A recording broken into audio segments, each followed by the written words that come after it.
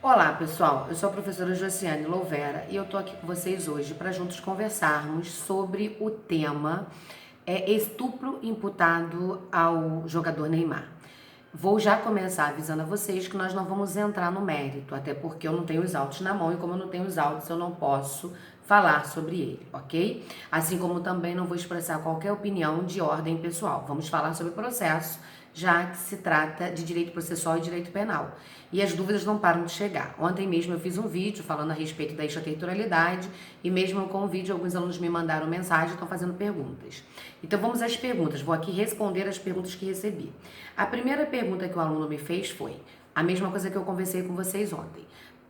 Se houve estupro, pode o Neymar ser processado no Brasil?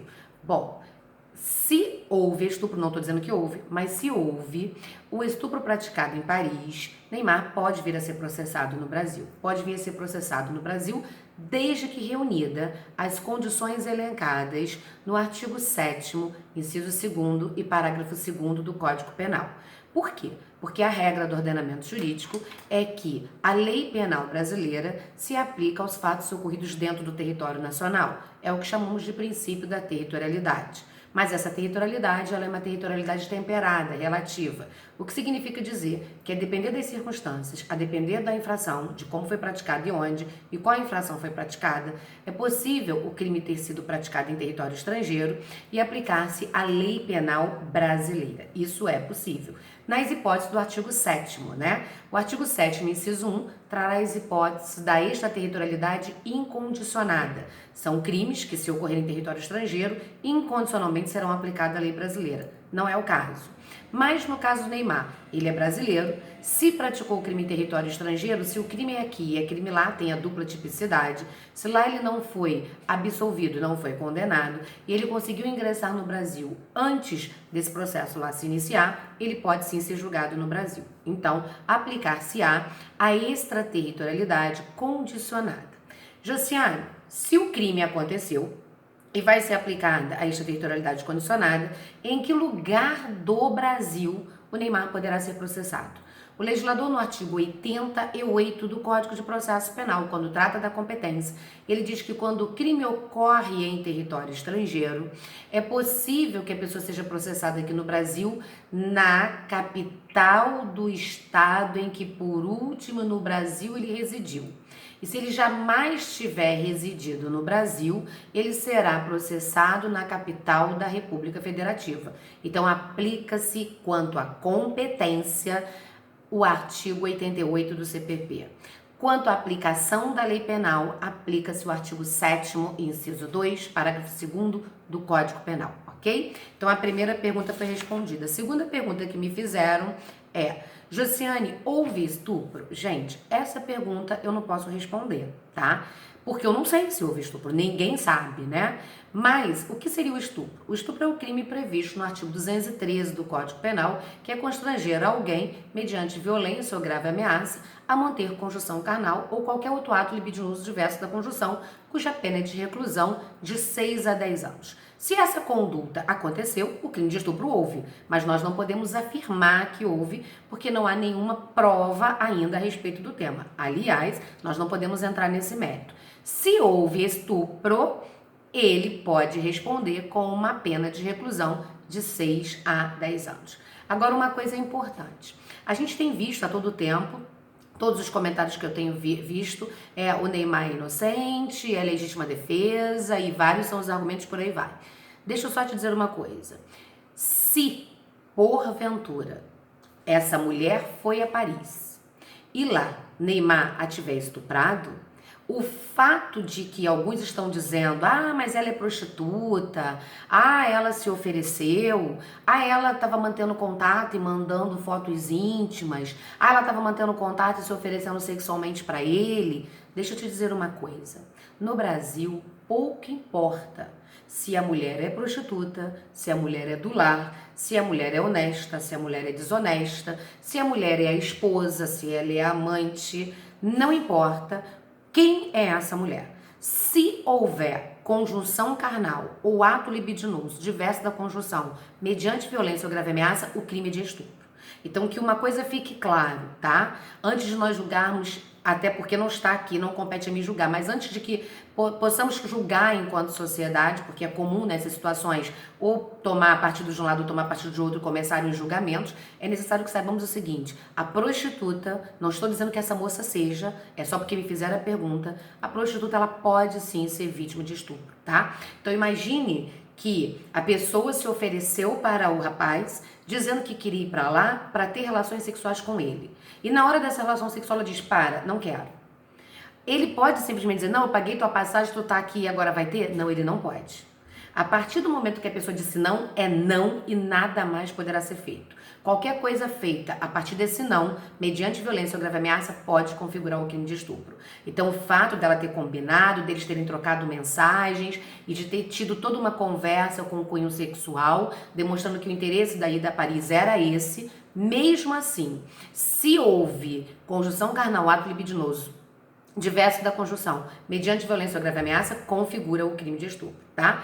De novo, eu volto a dizer, não estou dizendo que houve porque não estávamos lá. Não estou dizendo que a moça é prostituta porque eu não a conheço, não sei da vida dela. Estou apenas respondendo as perguntas que me foram feitas, tá? Bom, outra pergunta que me fizeram. Josiane, isso pode se enquadrar na chamada síndrome da mulher de Potifar? Gente, a síndrome da mulher de Potifar, ela é tratada na criminologia como sendo a conduta de falsa acusação em crimes sexuais. Tem todo um conteúdo bíblico, né? A mulher de Potifar, ela deu em cima de José, isso está na Bíblia, e ele não quis ter conjunção carnal com ela, e por conta disso ela inventou que foi estuprada, e José foi preso. Basta ler a Bíblia que todos saberão disso. Então, se porventura ela não foi estuprada, tudo isso que ela está falando é uma invenção da cabeça dela, isso se enquadra na criminologia, no estudo da criminologia, como a síndrome de Potifar, se realmente o fato não aconteceu, ok? Outra pergunta que me fizeram. Josiane, se o crime não aconteceu e ela está dizendo que foi estuprada, isso configura crime para ela? Sim. Se o estupro não aconteceu e ela foi a uma delegacia para noticiar o crime de estupro, para se instaurar um inquérito contra o Neymar, isso caracteriza crime de denunciação caluniosa, prevista no artigo 339 do Código Penal. É um crime contra a administração da justiça, previsto no artigo 309, cuja a redação vai dizer: da causa à instauração de investigação policial, processo judicial, processo administrativo, investigação administrativa, inquérito civil ou ação de improbidade administrativa contra alguém imputando-lhe que sabe ser inocente, imputando-lhe fato criminoso que sabe que ele é inocente. Pena de reclusão de 2 a 8 anos ou multa. Então, se ela realmente estiver mentindo, ela não estiver falando a verdade, ela pode responder pelo crime de denunciação caluniosa, que é imputar um fato criminoso a alguém que ela sabe ser inocente, ok? Outra perguntinha que me fizeram. Josiane, e se o crime aconteceu e o Neymar está divulgando essas imagens? Ele está praticando crime? Gente, se o crime realmente aconteceu e o Neymar está divulgando essas imagens, ele está respondendo, está praticando, na verdade, o crime do artigo 218C, que é o crime de divulgação de cena de estupro ou de cena de estupro de vulnerável ou de cena de sexo ou de pornografia. Ele não postou nenhuma cena de estupro, nem estupro de vulnerável, nem de cena de sexo, mas postou fotos da moça na intimidade. E aí, então, isso significa que é uma foto mostrando o corpo dela, um nudes que ela mandou para ele. Se o crime de estupro aconteceu, essa divulgação feita pelo Neymar constitui o crime do artigo 218C do Código Penal, que foi incluído pela Lei 13.718 de 2018. E o artigo 218C ainda vai dizer o seguinte: a pena será aumentada de 1/3 a 2/3 se o crime for praticado por quem mantém ou tem mantido relação íntima de afeto com a vítima ou com finalidade de vingança ou humilhação. Aqui a finalidade não é vingança nem humilhação, mas ele teve contato íntimo com a vítima. Então, se realmente ela foi estuprada e ele divulgou essas imagens, ele vai incidir, poderá incidir no crime do artigo 208C, ainda com a pena aumentada. Agora, em contrapartida, se estupro não houve, tá? Essa divulgação dessas imagens que se verifica, inclusive, que as fotos estão distorcidas, para que não se visualize o rosto dela, para que não se identifique, o nome tá lá apagadinho. Então, nesse caso, a conduta do Neymar seria considerada Para alguns, a própria atipicidade do fato, porque vai entender que no comportamento dele faltou o elemento vontade, de praticar o crime, a voluntariedade, faltou o dolo. Quando ele expôs essas imagens, ele não expôs com a intenção de praticar crime contra ela, mas com a intenção tão somente de se defender. Então, há que se argumentar aqui a questão do fato típico já ser desconsiderado em razão da inexistência desse dolo, tá?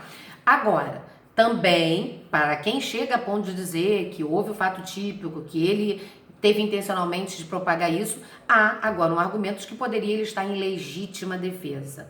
Legítima defesa por quê? Porque ele está sendo agredido em sua moral perante toda uma sociedade por um fato que ele diz não ter praticado, tá ok? Então ele está sofrendo uma agressão injusta e reagiu moderadamente com os meios que ele dispunha para poder mostrar que não foi ele. Josiane, você acha que essa reação foi uma reação moderada? Bom, se ele tivesse exposto totalmente a menina, com nome, rosto, todas as fotos com as quais ela compartilhou com ele, talvez não fosse moderado, mas você percebe que ele teve o cuidado de tirar o nome, de distorcer o rosto da menina, então você vê que ele teve esse cuidado de não trazer tanto dano para a intimidade dela.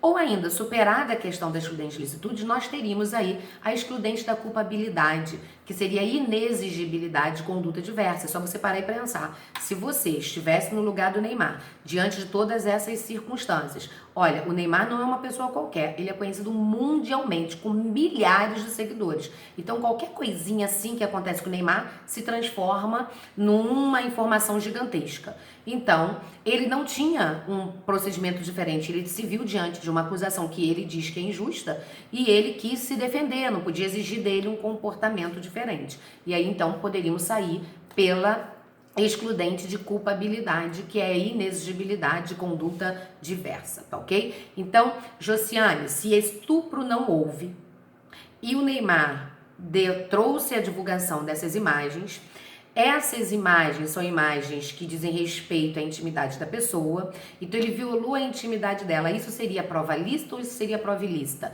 Veja bem, entre a liberdade do agente, a honra do agente e a honra à intimidade da outra pessoa, nós estamos com direitos aqui de honra e honra, imagem e imagem, de mesmo patamar, de mesma proporcionalidade. E aí você verifica que quando ele expôs a conversa, isso não está violando a intimidade, porque ele está expondo a conversa dele. Então é como se ele estivesse abrindo mão do sigilo da intimidade dele. Agora, quando ele expôs as fotos dela, demonstrando aquilo tudo, e aí então poderia atingir a intimidade dela com a configuração do crime do artigo 218? Sim, mas aí nós teríamos por todas essas possibilidades que tem de teses defensivas, da própria tipicidade do fato, da própria excludente de licitude ou da excludente de culpabilidade. Agora, quanto à conversa em si, ele está expondo a conversa que ele teve. Eu posso gravar minha conversa com você e expor minha conversa, porque eu estou expondo o que eu falei. Não posso usar isso para te acusar, mas posso usar isso para me defender e, portanto, não viria ilicitude nisso. Agora,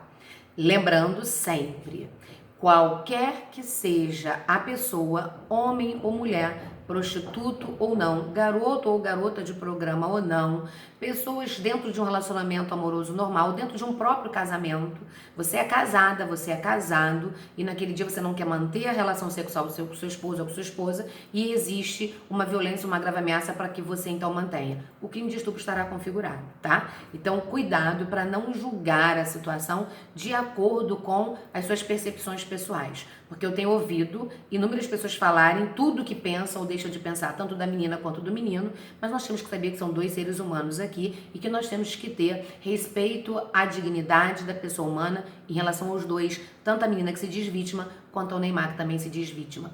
A gente não sabe qual é a realidade dos fatos, a gente só sabe aquilo que está sendo postado na internet, então a minha vinda aqui foi apenas para esclarecer pontos de direito penal e pontos de processo penal sobre o tema, porque é óbvio, você, meu aluno que faz concurso, já está achando que uma situação parecida com essa pode cair em prova. E pode cair em prova, então você quer saber as respostas. Então, são essas as respostas, ok? Se ele estava sendo vítima de extorsão, alguns me perguntaram, se ele estava sendo vítima de extorsão, o meio que ele tinha, veja bem, quando a gente é vítima de um crime, o meio que a gente tem para se defender é ir à delegacia de polícia noticiar o crime.